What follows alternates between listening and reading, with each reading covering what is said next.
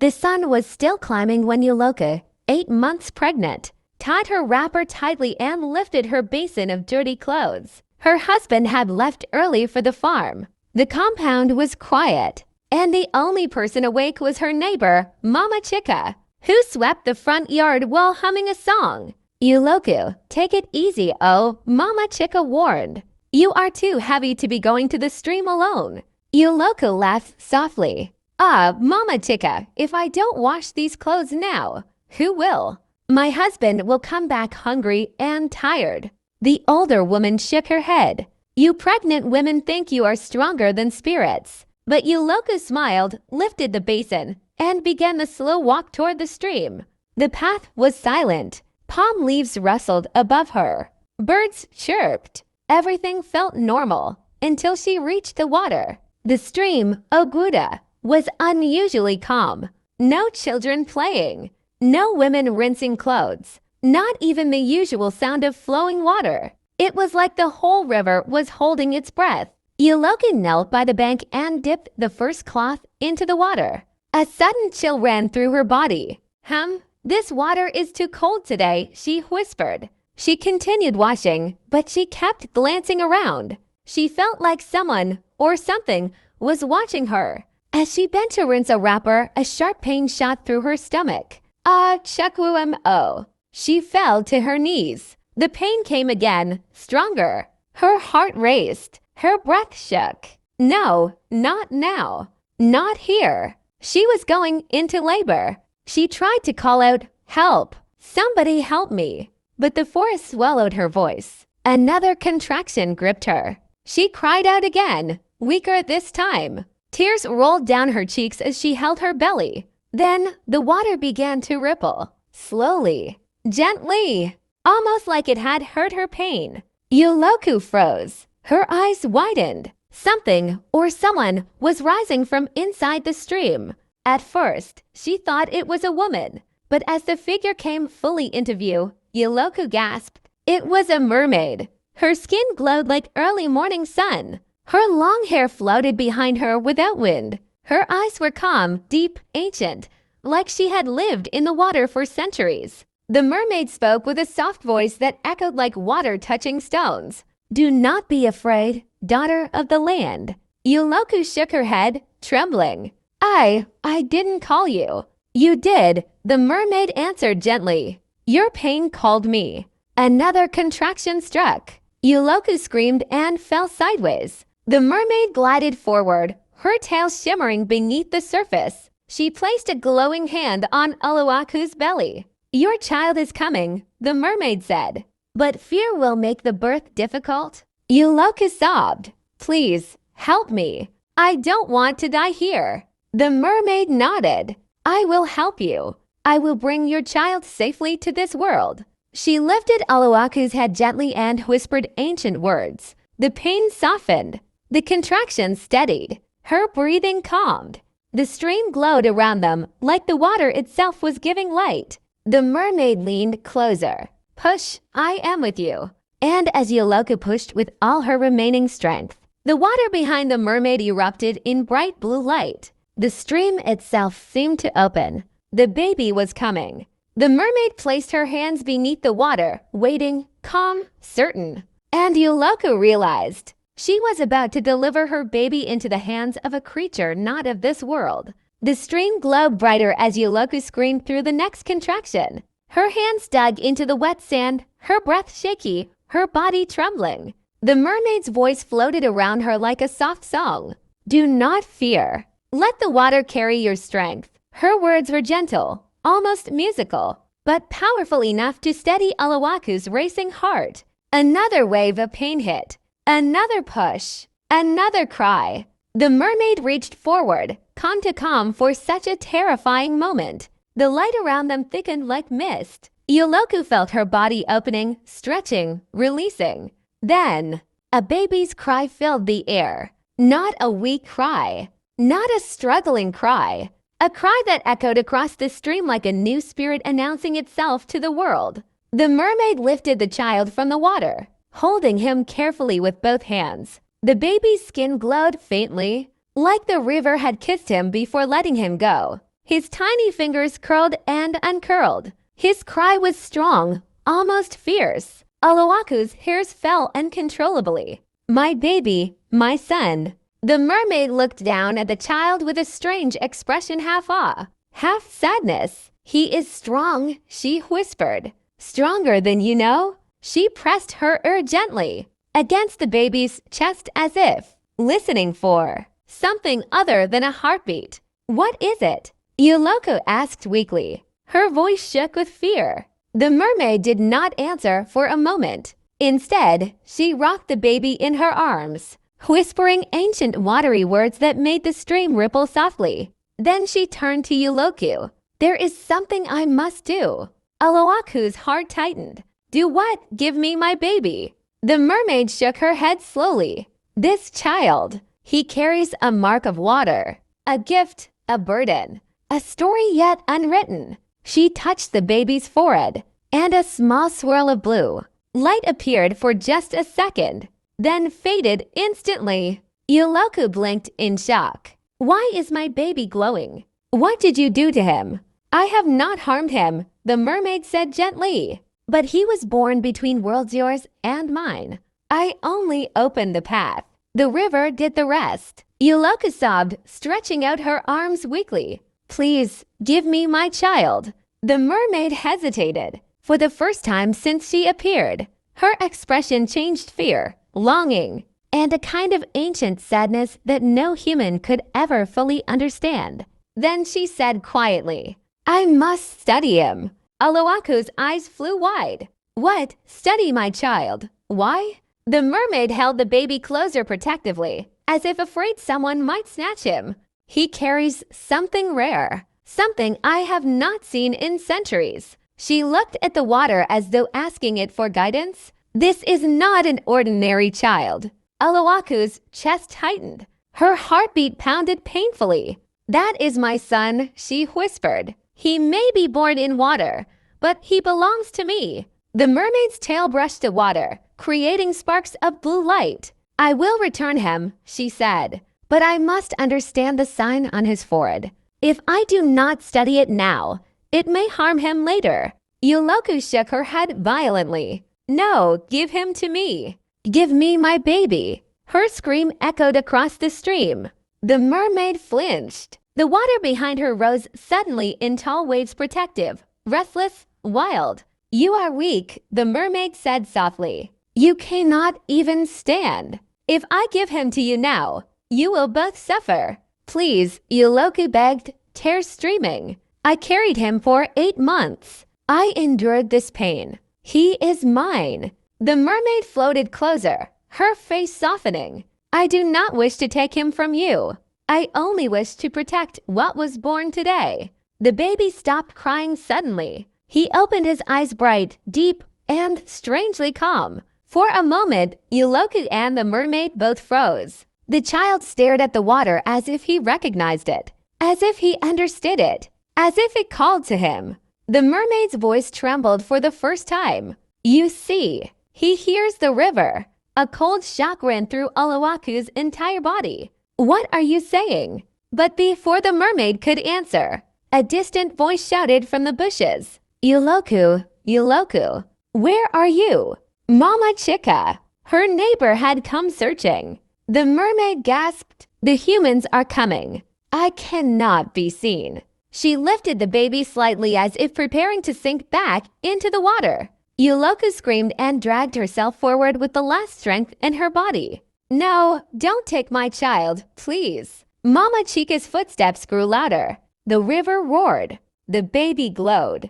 The mermaid hesitated, torn between fear of humans and the strange child in her arms. Then, the moment shattered. The mermaid turned sharply toward the deep part of the river. Forgive me, she whispered, and she began to sink into the glowing water. With the baby still in her hands, Oloaku screamed to her through the forest. My baby! The stream swallowed the sound, and the mermaid disappeared beneath the surface. Mama Chica burst through the bushes, panting heavily. Her wrapper was tied high, sweat dripping down her face. Yoloku, Yoloku, where? She froze. Her eyes widened. There on the riverbank lay Uloku, half submerged in shallow water, shaking, crying, gasping for breath. Her wrapper was soaked, her body weak, her hands scratched from dragging herself through sand, her face twisted in terror. Mama Chica dropped her broom instantly and ran to her.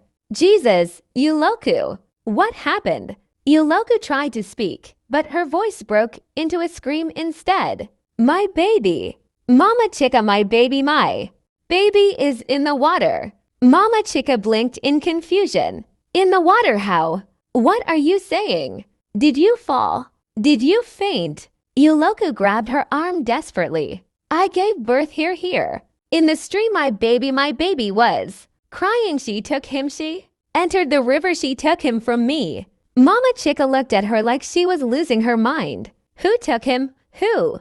Which woman? Speak clearly. The mermaid. Uloku cried, her voice breaking into painful sobs. The mermaid helped me deliver him. Then she carried him and entered the water. Mama Chica's mouth fell open. Her broom dropped. A cold wave went down her back. Mare, what? Uloku, stop this talk. You are in shock. No mermaid took your baby. It must be a woman who passed. Or maybe the baby slipped into the water. No, Uloku screamed so loudly that birds from the trees flew into the sky. She was here. She touched me. She held my son. She entered the water with him. I saw her with my eyes. Mama Chica stepped back slightly, fear creeping into her own chest. Chaku Equina. God forbid, you mean. The water woman. Uloku nodded violently, crying harder. Her hands were shaking so badly that she could not wipe her tears. Mama Chica began shouting, Help, oh! Somebody come, oh! Woman in labor, oh! Woman has lost her baby, oh! The river has taken a child. Her voice carried across the forest path. Soon, 2 hunters rushed in from the side. Then 3 farmers returning from early work. Then 2 young girls fetching firewood. Within minutes, the stream was surrounded by villagers, everyone talking at the same time. What happened? Where is the newborn child? Did she fall? Did the river sweep him away? Uloku screamed until her voice cracked. She took him. The mermaid took him. The murmuring stopped. Silence. Every face turned serious. One old man slowly stepped forward. His name was Panwok, the oldest man in the entire village. His walking stick shook in his hand. He asked quietly, My daughter, are you saying the water spirit took a human child? Uloku nodded, covering her face. Panwok bent down and examined the sand. The disturbed water, the glowing traces near the edge. He frowned. The water here. Something touched it. Something not human. Whispers spread through the crowd like fire. Oh, you! Water people again. My God! Panwok straightened up and spoke loudly so everyone could hear. If a mermaid truly took this child, then this matter is bigger than all of us. Uloku grabbed his leg and begged desperately. Please, help me. Help me bring back my son. I want my baby. 2 women held her as she cried uncontrollably. Mama Chica shouted at the crowd, Stop standing like trees. Go and call her husband. Call the elders. Call the midwife. This child must be found. The villagers scattered running in different directions. Some ran to the village square, some to the chief's house, some to the shrine of the river priestess. Within minutes, the entire village was stirring like a disturbed anthill. Children were crying, women holding their wrappers in fear. Men sharpening machetes even though they didn't know what to fight. The air changed. Tension grew. The stream rippled again quietly, like something deep beneath it was listening. Panwok whispered, almost trembling, for a mermaid to take a newborn. Something serious has happened below the water. Mama Chica lifted Oluwaku's head. My dear, breathe. Don't faint now. But Uloku was trembling uncontrollably. Her eyes unfocused, her lips shaking. All she could whisper was, she said she would return him. She said he has a mark. She said the river gave him something. Mama Chica's face twisted in fear. What mark? What did you see? Yuloku swallowed hard. Her voice cracked like broken glass. A blue light on his forehead. It disappeared. The mermaid said he belongs to both worlds. Mama Chica dropped her hand in shock. Ponwook whispered a single sentence that made everyone's blood run cold. If that child carries the mark of water, he may no longer be an ordinary human child. Thunder rumbled in the distance. The river swirled. And Yuloku screamed again.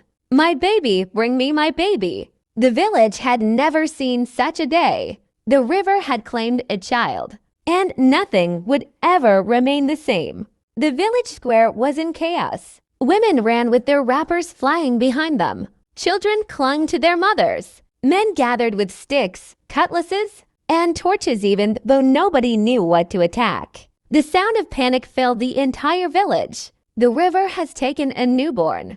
A mermaid delivered the child. This is a bad sign, Chinook, protect us. In the middle of the confusion, a group of men carried Yuloku gently on a wooden stretcher. She was barely conscious. Her hands kept reaching into the air as if trying to grasp a baby that wasn't there. Don't let the mother faint. Someone shouted. Open her wrapper a bit, let her breathe. Bring water. Bring palm all. But Yuloku didn't hear anything. Her ears were ringing. Her mind was drowning. All she could whisper was, my baby, my baby, my baby. Beside her walked Mama Chica, refusing to leave her side. I am here, my daughter. You will not face this alone. Behind them, the villagers formed a long line, heading toward the sacred hut of the river priestess, the only person who could speak to spirits. As they approached the shrine, an eerie wind blew across the compound. The iroko tree beside the hut swayed though the sky was calm. A young boy ran ahead and shouted, Priestess Adaze, Priestess Adaze, something terrible has happened. A low, calm voice answered from inside the shrine. I know. The villagers froze. The curtain of cowries lifted on its own. And Adaze, the river priestess, stepped out. She was dressed in white cloth, her hair decorated. With white beads, her feet bare. Her eyes had a strange glow, as if she had already seen everything. Before they arrived, Ponwook bowed his head. Priestess, the river. She raised her hand. Do not explain. The river has already spoken. The villagers murmured in fear. Yuloku forced herself to sit up weakly. Her voice cracked. Priestess, please, my child. My son, they took him. The priestess looked at her with deep pity. I know, my daughter. Please bring him back to me, Yuloku cried, her voice breaking. The mermaid took him into the water. I saw her with my eyes. Adaze knelt before Yuloku and placed her hand gently on the woman's trembling shoulder. You survived what many do not. The water chose to spare your life. That alone is a sign. Yuloku shook her head, crying harder. I don't care about signs. I just want my baby. Bring him back. The priestess sighed slowly. Before anything can be done, you must know the truth. She stood, looking at everyone around. Her voice deepened, carrying power and warning. The baby born today is not an ordinary child. The villagers gasped. Mama Chica held her chest. What are you saying, priestess? Adaze closed her eyes. I saw him in a vision. Before dawn, the river called me. It showed me a child surrounded by blue light. A child who belongs to two worlds. Ponwook's walking stick nearly slipped from his hand. The mark of water. Yes, the priestess said. The mermaid saw it. That's why she took him. Yuloku screamed. So she stole my baby because of a mark. He did not ask for it. I did not ask for it. He is my son. The priestess looked into her eyes. Yes, he is your son. But he also belongs to the river. A heavy silence fell. Some villagers took a step back in fear. Mama Chica shouted angrily. What kind of nonsense prophecy is this? Since when does a mermaid take a human child and call it destiny? Priestess, this is somebody's child, oh. Adaze did not get angry. She merely raised her staff and struck it on the ground. The earth vibrated slightly. Everyone kept quiet. "Listen," she said softly. "The river does not take without reason, and it does not return without demand." "What demand?" Panwok asked, voice shaking. Ades turned toward the stream path. "There is a prophecy older than all of us. A child will be born under Tolight's moon and water. A child whose first cry will echo in both worlds. He will carry the balance between land and river." The villagers murmured in fear and confusion. Yuloko clutched her wrapper tightly. "What does that mean? What does my son have to do with spirits?" Adi's eyes darkened. "Your son is the child of the prophecy, born with the blessing and burden of the river. His birth awakened old forces. The mermaid took him only to understand what the river placed in him. Mama Chica shouted, but she can return him. She must return him." The priestess shook her head. "She will, if the river allows it." Yuloku screamed, "No, give me back my baby. Please, he is only a newborn. He cannot even breathe without me." Ades grabbed her hands firmly and spoke in a trembling voice. "My daughter, your child is alive. Your child is safe. But your child is not the same as when he left your body." Aloaku's eyes widened in terror. "What has she done to him? What has the river done?" The priestess looked away. "The river is studying him, and until it understands him, it will not release him." The crowd panicked again. Women cried. Men cursed under their breath. Children hid behind their mothers. Panwok asked the most terrifying question. "Priestess, how long will they keep the child?" Ades swallowed. She did not want to answer, but the truth was heavier than mercy. 3 days. The villagers gasped. Aloaku's scream pierced the sky. 3 days. "My baby is with water spirits for 3 days. He is a newborn. He cannot even open his eyes well. He cannot feed. He cannot." She collapsed, shaking violently. Mama Chica held her tightly, crying with her. Ades raised her staff and continued. "On the 3rd day, when the moon touches the stream, the river will return the child. But if anything disturbs the peace of the water before then..." She paused. Everyone waited, breath held. The priestess finished with a voice that carried fear. "The river may keep him forever." A cold silence swallowed the entire village. Even the wind stopped moving. The fate of the newborn was now tied to ancient forces. 3 days. 3 dangerous days. And every spirit under the river was watching. The moon reflected silver light across the stream, turning the water into a glittering mirror. The village was silent, holding its breath. The mermaid floated gracefully above the water, her eyes fixed on the newborn in her arms. The baby's tiny forehead glowed faintly with a swirling blue mark, a sign of the river's blessing. Yuloku, trembling and crying, ran to the riverbank. "Please, my son, give him back to me," she screamed. The mermaid looked down at her gently. "I did not take him to harm him," she said, her voice like flowing water. "Your child carries the mark of the river. It is rare, powerful, and dangerous if left unchecked. Only the waters can awaken and balance this gift. I took him to ensure he survived, to steady the mark and protect him from forces that would not understand him." Aloaku's tears fell freely. "You could have told me. My heart broke thinking I had lost him forever." The mermaid's eyes softened. "I know your heart, mother. That is why I return him now.